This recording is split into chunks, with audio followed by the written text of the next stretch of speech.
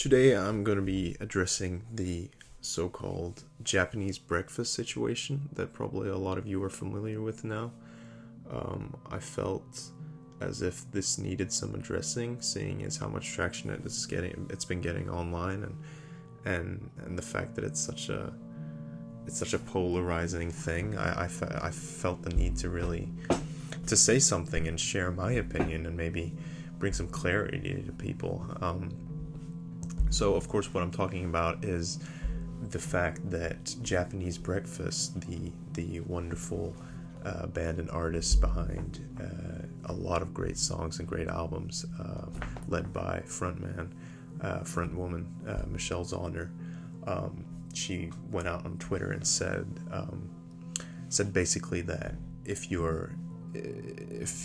Revolver is your favorite Beatles album, then you are. Let me find the quote here. Then you are. She wrote, "Revolver is the Tusk of Beatles albums. Anyone who claims it's their best is an unfeeling snob that's flipping kidding themselves to keep this family friendly." And I just wanted to address that. I just wanted to bring some clarity. I feel like it's a claim that it's very aggressive. And not bringing everything into consideration. So let's just start from the start. Revolver.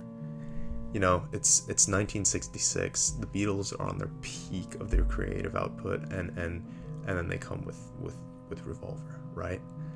And it's a turning point. It's a shift in music. It's a worldwide sensation, right? And I just feel like, even though it's not your favorite album, it's, you know what? No, it has to be. You know, Revolver is the best Beatles album, and even though everyone is entitled to their own opinion, it doesn't help when your opinion is wrong. You know, and I find ranking music is a drag, but when people come out with these blatant claims and like in an attempt to polarize music fans worldwide, it's just, I feel the need to, address and bring some clarity to what Japanese Breakfast is saying. So yeah, if we just look at the track list of Revolver, I mean, every Beatles album has a great opener, but I mean, Taxman, the humor and the off kilter intro where they count up in a totally different tempo, it's just, you're just thrown into this great guitar riff. And I'm not a child of divorce, but I just think you should reconsider the guitar riff and the real, like, the effect it has to just pull you in, and it's just like, yeah, it's on. You just put Revolver on and you're straight into the vibe and to what they were going for, and I feel that really comes across. And like, you have so many layers, and it's such a cohesive album. You have all-time hits like Eleanor Rigby, where the really Baroque pop sides of the Beatles shine through with the harmonies that are just beautiful, and the composition skills that they bring, and songs and ballads like Here, There, and Everywhere, which I consider to be the best Beatles song, one of the best. It's just a timeless love song with just a chord progression that is so great, and the harmonies are just so beautiful. I feel like using words that she was using about this album is just, I can't take it, you know? I feel like they're even on this, even in the midway of their career, even though it's a shifting point, they're delving into a sort of humorism, a humor and lyricism with like Yellow Submarine, but also tracks like Dr. Robert. And this humor is something that we would see on later projects, but the thing with this album, I feel is so fresh, you know? Just a song about Dr. Robert, about a Yellow Submarine, you know? It's fresh, it's funny, it's on the spot, it's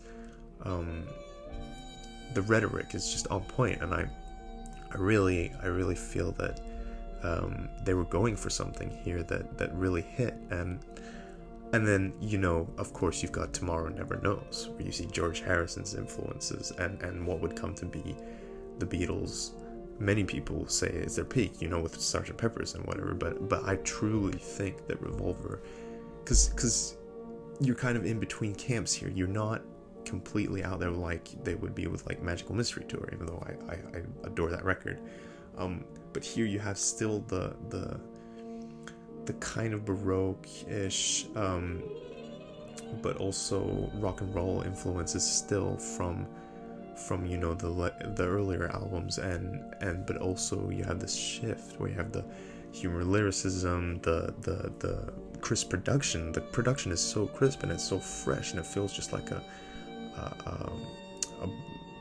fresh breath in your lungs. When I listen to I'm Only Sleeping, yes, it's lament, it's dread, but it's also it's a breath, it's melancholy,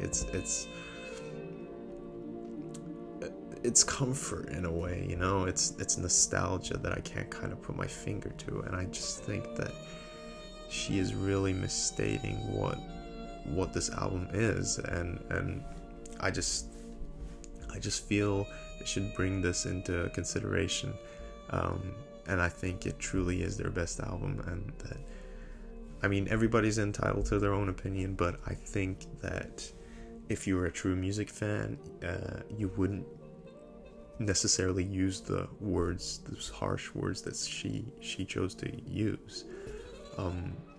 So yeah, I think that's about it. I think that Revolver is a great album, and I love Japanese Breakfast, but I do think that that claim is so misguided in a sense. So yeah, and I think that's it. I think come back next week. I think I'm going to be trying to go into the topic and addressing the controversy surrounding Jordy Griep and his love for Strindberg's play The Father. That's a hot topic that I've seen been circling around. So I just I think I'll leave it at that. Yeah.